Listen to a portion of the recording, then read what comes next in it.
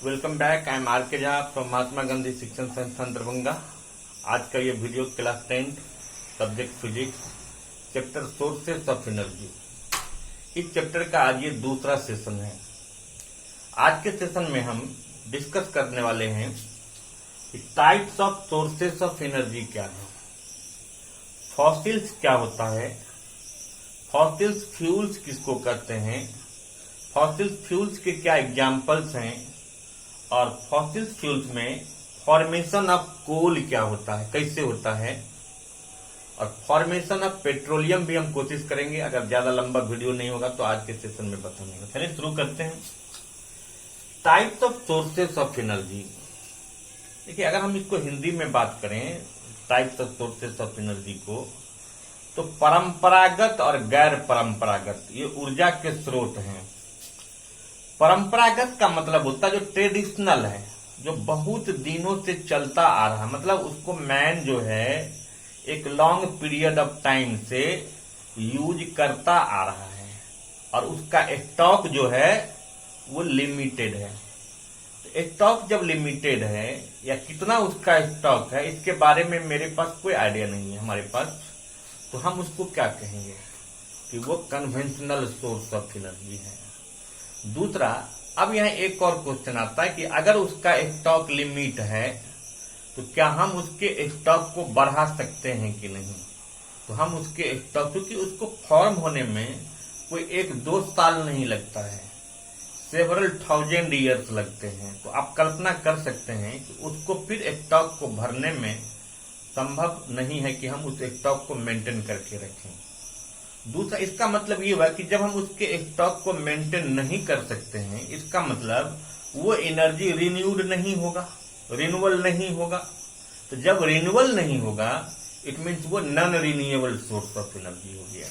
तो हम types of source of energy में कोई कहता कन्वेंशनल सोर्स ऑफ एनर्जी, कोई कहता non conventional source of energy, कोई कहता रिन्यूएबल सोर्स ऑफ एनर्जी और non renewable source of energy. अब आप बताइए, जो कन्वेंशनल सोर्स ऑफ एनर्जी है वो क्या हो जाएगा, non renewable source of energy.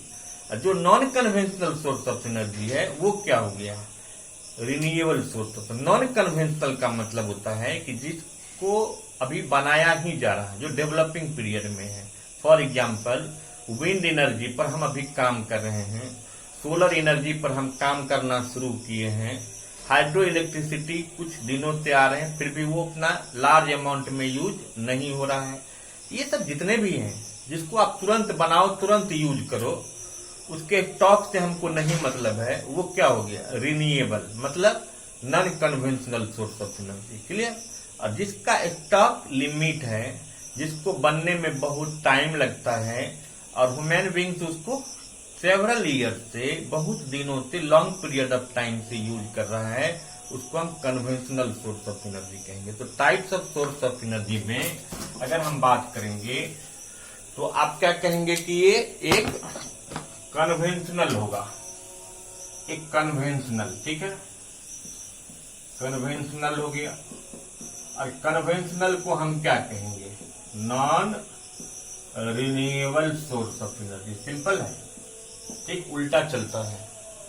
अब अगर ये नॉन कन्वेंशनल होगा तो नॉन कन्वेंशनल को हम क्या कहेंगे, ये रिन्यूएबल सोर्स ऑफ एनर्जी है। मतलब जिस सोर्स ऑफ एनर्जी का रिन्यूअल हो सकता है, जिसको हम अगेन एंड अगेन बना सकते हैं, वो रिन्यूएबल सोर्स ऑफ एनर्जी होगा, वो non conventional source of energy होगा। जिसका स्टॉक लिमिटेड है, बहुत अरसे से हम उसका यूज करते आ रहे हैं, जिसको हम रिन्यूअल नहीं कर सकते हैं, वो क्या हो गया, कन्वेंशनल या non renewable source of energy. For example, coal ले लीजिए, पेट्रोलियम ले लीजिए, नेचुरल गैस लेते हैं आप, तो हम उसका यूज कर रहे हैं, बहुत दिन से उसका यूज कर रहे हैं, बट उसका स्टॉक क्या है, लिमिट है, उसको हम जल्दी रिन्यूअल नहीं कर सकते हैं, इसीलिए ये एग्जाम्पल्स हो जाएंगे। लेकिन अगर मान लीजिए विंड एनर्जी है, सोलर एनर्जी है, तो ये किसका एग्जाम्पल हो जाएगा, non conventional source of energy या रिन्यूएबल सोर्स ऑफ एनर्जी का। क्लियर। तो types of source of energy समझ गया। कन्वेंशनल सोर्स ऑफ एनर्जी का जब डिफिनेशन देना है तो हम बता सकते हैं कि the sources of energy whose stock is limited and these sources of energy are used since a very long period of time and it cannot be renewed. That is conventional or non-renewable source of energy. Generally student confuse कर जाता है conventional में और renewable और non renewable में। तो simple है, conventional मतलब क्या, नॉन रिन्यूएबल, और नॉन कन्वेंशनल मतलब रिन्यूएबल। क्लियर। अब चलिए फॉसिल क्या होता है। फॉसिल का मतलब क्या हुआ, फॉसिल फ्यूल क्या हुआ।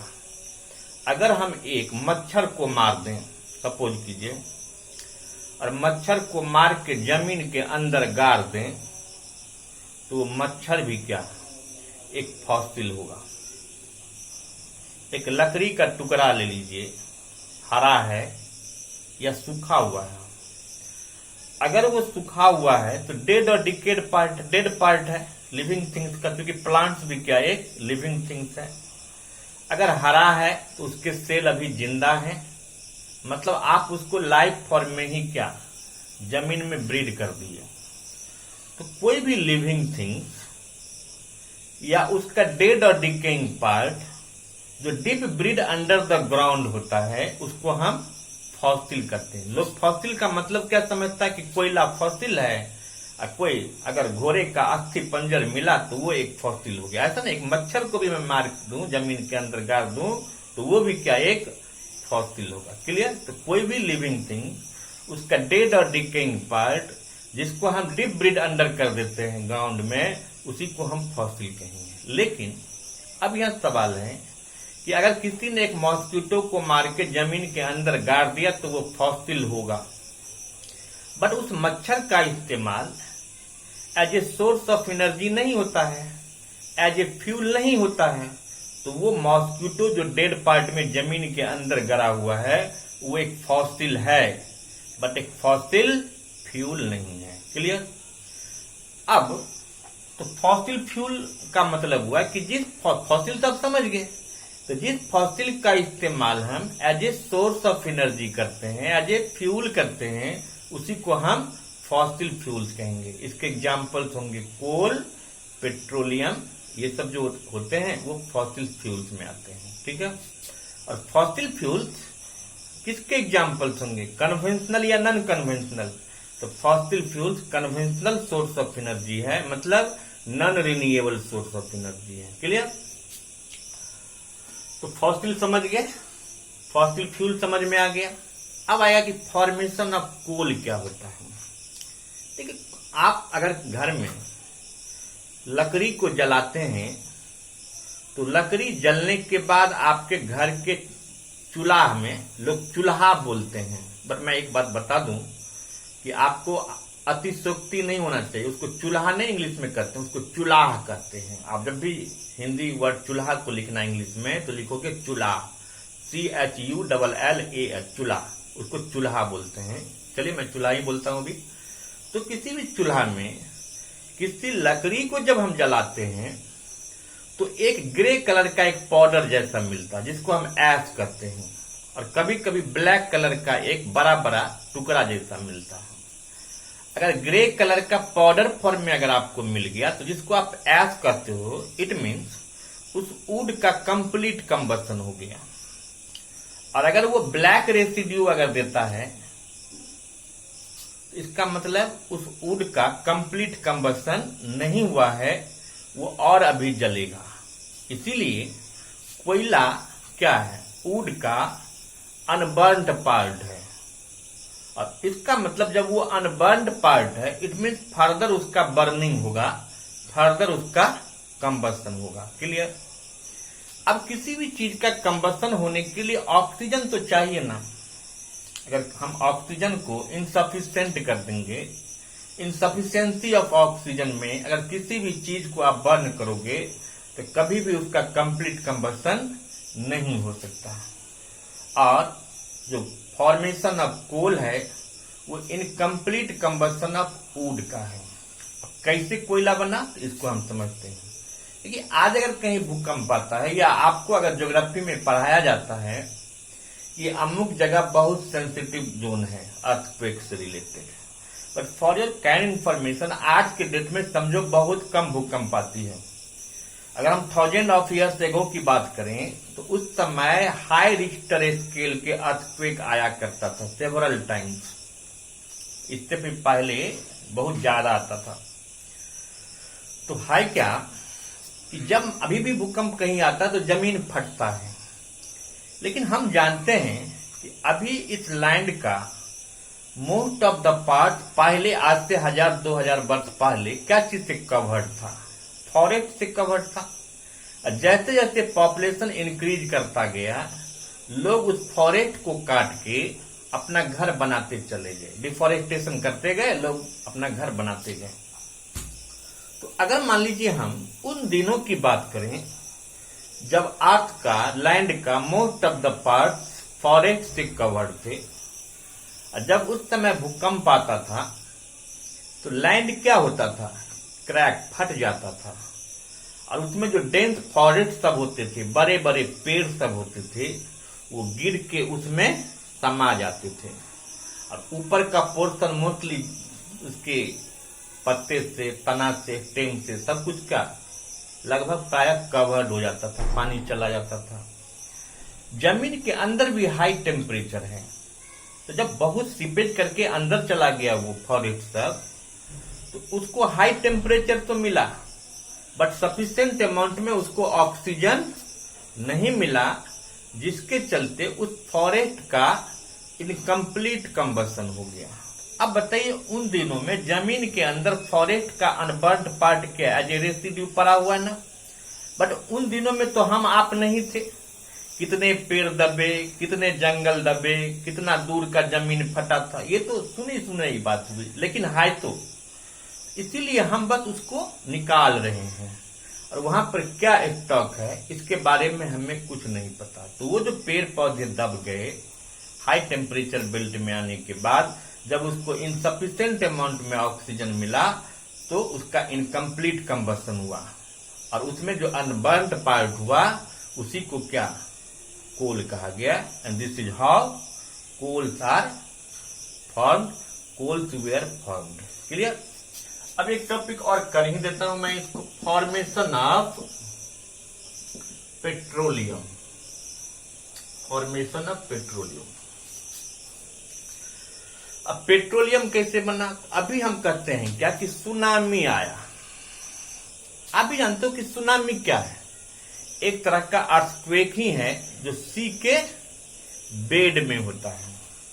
तो सुनामी आज नहीं, आज के डेट में जो साइक्लोन ये सब आता है उसका स्पेशल सब नाम रखा जाता है, अम्फान, साइक्लोन, दिस दैट। लेकिन सीधा कहो कि पहले जमाने में भी तो ये साइक्लोन सब आता था, जो सी के बेड में एज ए अर्थक्वेक होता था। तो सी के बेड में जब भूकंप होती थी तो सी का जो बेड था वो भी क्या होता था? क्रैक करता था। अब सी में बड़े बड़े एक्वेटिक लाइफ सब हैं, डॉल्फिन है, शार्क है, वेल है, टर्टल है, डिफरेंट काइंड्स ऑफ फिश हैं, फ्रॉग्स हैं। तो अब बताइए अगर हम घर में कढ़ाही लेते हैं, उसको हम अगर चूल्हा पर रख देते हैं, उसमें आप फैट डाल दो, घी या डालडा, तो आप क्या देखते हैं? कुछ देर के बाद वो मेल्ट करता है, और मेल्ट करके लिक्विड फॉर्म में कन्वर्ट हो जाता है। क्योंकि जब तक वो हीट पर है तब तक वो तो मोल्टन फॉर्म में कन्वर्ट हो गया।